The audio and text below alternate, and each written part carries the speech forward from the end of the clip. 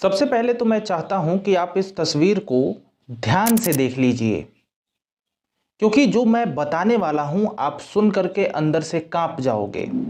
पहले तो ये भरोसा ही नहीं होगा, लेकिन जब भरोसा होगा तो अंदर से अगर फील करके देखोगे तो कांप जाओगे। मैं यकीनन कह सकता हूं। आपको पता है, ये जो शख्स दिख रहा है वो कब्र में से मुर्दे को निकाल करके उसके साथ जो भी करता है संबंध बनाता है। इसके पीछे और भी बहुत सारी बातें हैं। देखिए ये घटना कब से शुरू होती है, कैसे पकड़ा जाता है, और भी बहुत कुछ क्या होता है। देखिए ये कहानी पाकिस्तान से शुरू हुई है, क्योंकि पाकिस्तान ही में ये घटना घटी है। और पाकिस्तान में एक व्यक्ति होता है, आप इसको देख लीजिए। ये व्यक्ति क्योंकि बेरोजगार था तो ये जाता है नौकरी की तलाश में। इसका गांव होता है सगोरदा। ये सगोरदा पाकिस्तान के एक प्रांत है, पंजाब। पंजाब में एक प्रांत स्थित है सगोरदा, और यहीं से ये व्यक्ति निकलता है काम की तलाश में और पहुंच जाता है कराची। कराची के एक गांव में इसे काम भी मिल जाता है। काम मिलता है यहां पर कब्रगाह जो होती है उसकी नौकरी मिल जाती है, देख रेख करने के लिए। आपको तो पता ही है कि जब मुस्लिम को दफनाया जाता है, जो कब्रिस्तान होता है, बड़े बड़े कब्रिस्तानों में ऐसे लोगों को रखा जाता है ताकि जो कब्रिस्तान है वो सेफ रहे। लेकिन ये वहां पर पहुंचता है और वहां पर एक और आदमी पहले से भी मौजूद होता है जिसका नाम होता है वजीरा।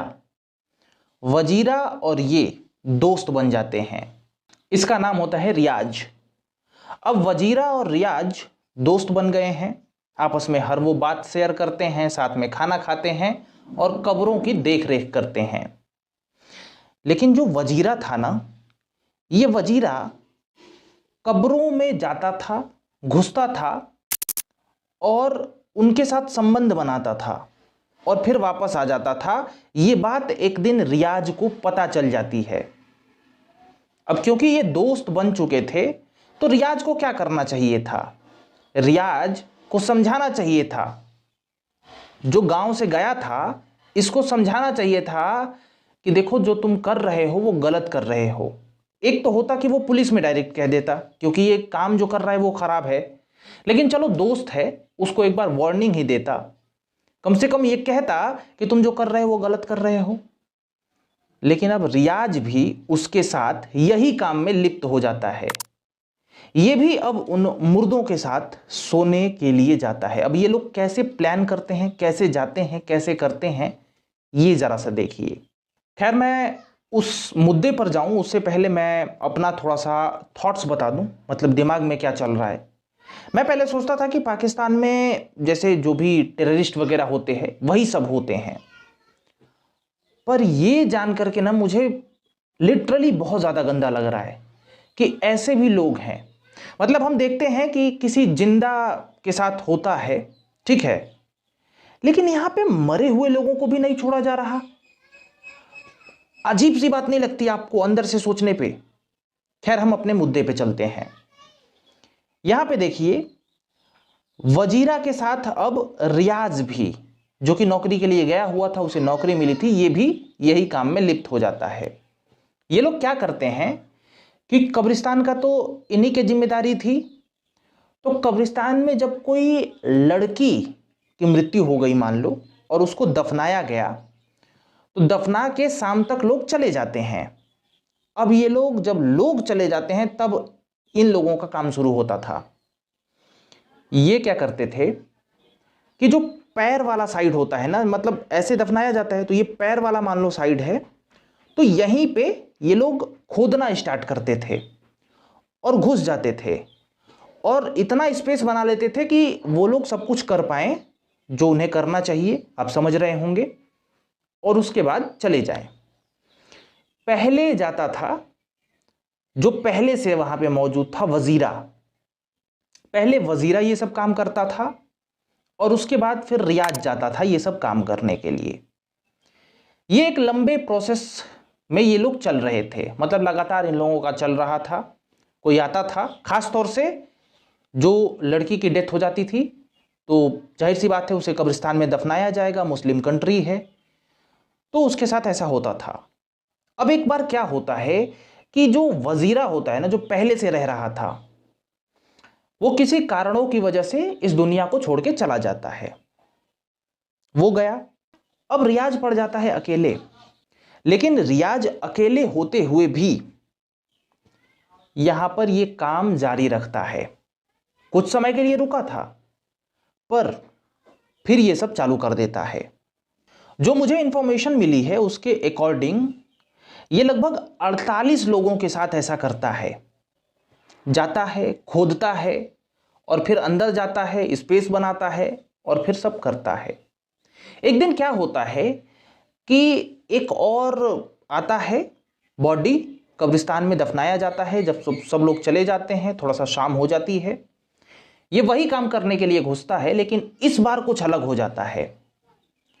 वो जाता है, जब कर रहा होता है ना, तो जो चेहरा होता है उसके दांत दिखने लगते हैं और इसे ऐसा अनुभव होता है कि उसकी आंखों में से थोड़ी थोड़ी रोशनी टाइप में आ रही है।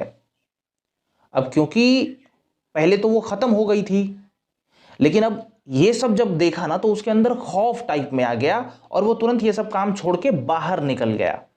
और बाहर निकल के सब पहन वहन के और माफी मांगने लगा। माफी मांगते हुए दौड़ता है आगे और लोगों को जाकर के बताता है, क्योंकि ये डर चुका होता है कि ये सब क्या हो रहा है। लोग भी दौड़े दौड़े पहुंचते हैं, उन्हें तो अभी कुछ पता है नहीं। लोग दौड़े दौड़े पहुंचते हैं और जब देखते हैं तो उन्हें पता चल जाता है कि यहां पे क्या हुआ है।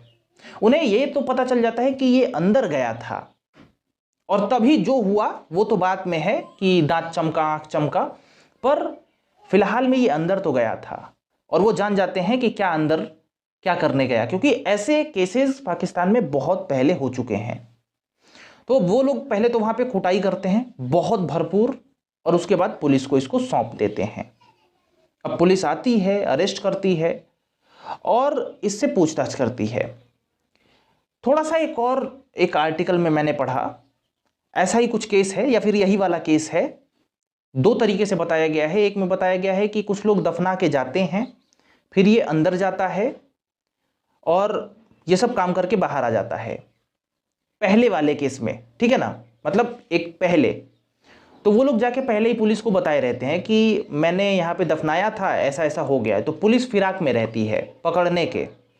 फिर ये दूसरी वाली के साथ जाता है सोने के लिए कब्र के अंदर, तब इसे पुलिस दबोच लेती है। दो स्टोरीज हैं। हालांकि यहाँ पे पहली स्टोरी ऑथेंटिक है कि ये देखता है, चमकता वमकता, दांत वांत देख लेता है, तो वहां से भागता है और भागने के बाद बताता है लोगों को। लोग पीटते हैं और पुलिस को सौंप देते हैं। अब क्या है, ये अभी तक जेल में बंद है। मीडिया के आगे गया, एक मीडिया वाली है, पाकिस्तानी मीडिया एंकर जिसको कह सकते हैं या फिर रिपोर्टर जिसको कह सकते हैं, वो जाती है पुलिस के यहाँ और इसका इंटरव्यू लेने को होता है। ठीक है ना, आप लोग यूट्यूब पे सर्च करोगे, इसका इंटरव्यू मिल जाएगा। वो मीडिया वाली इसका इंटरव्यू लेती है और ये एक एक चीज को बताता है। इसका लास्ट में यही बोलना होता है कि मैंने जो किया है बुरा किया है और मैं एक्सेप्ट करता हूं।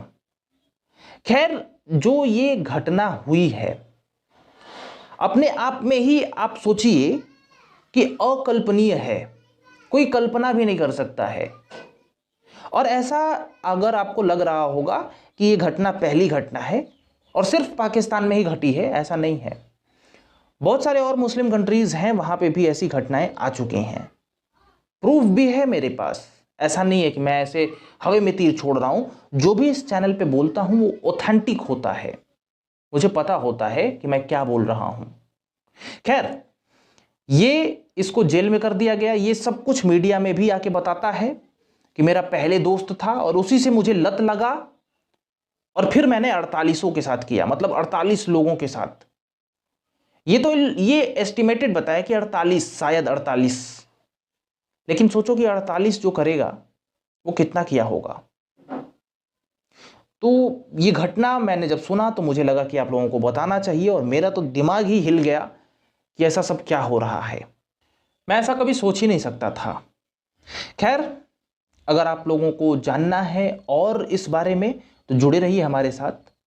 मिलते हैं किसी अन्य वीडियो में। राम राम, नमस्कार।